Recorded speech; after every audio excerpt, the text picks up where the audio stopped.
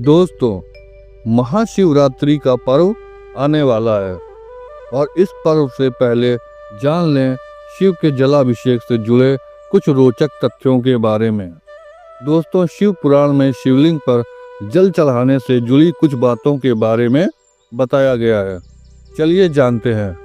शिव पुराण के अनुसार शिवलिंग पर चढ़ाया जल पीना शुभ होता है या अशुभ। हिंदू धर्म में शिवलिंग की पूजा का विशेष महत्व है।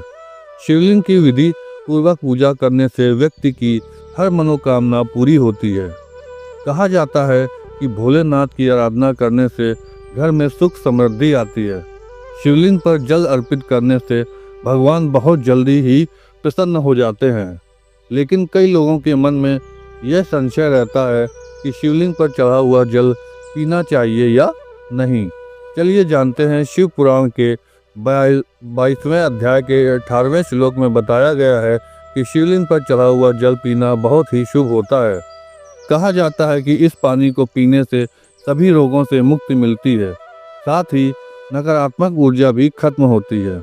यह भी कहा जाता है कि शिवलिंग पर चढ़ाया जल पीने से व्यक्ति का मन शांत रहता है और मानसिक तनाव दूर होता है।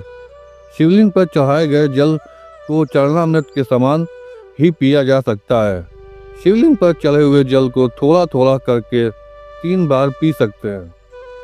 ऐसा करने से कई प्रकार के रोगों से मुक्ति मिलती, साथ ही नकारात्मकता भी दूर होती है। इस बात का ख्याल रखना जरूरी है कि आप शिवलिंग पर चढ़ाया हुआ जल को जब पिए तो वह किसी के पैरों में ना गिरे।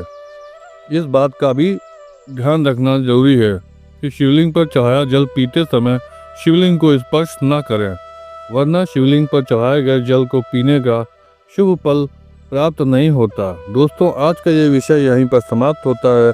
यह पोस्ट अच्छा लगा हो तो इसे लाइक करें, चैनल को भी सब्सक्राइब करें और भविष्य में ऐसे पोस्ट को पढ़ने के लिए हमसे जुड़े रहें।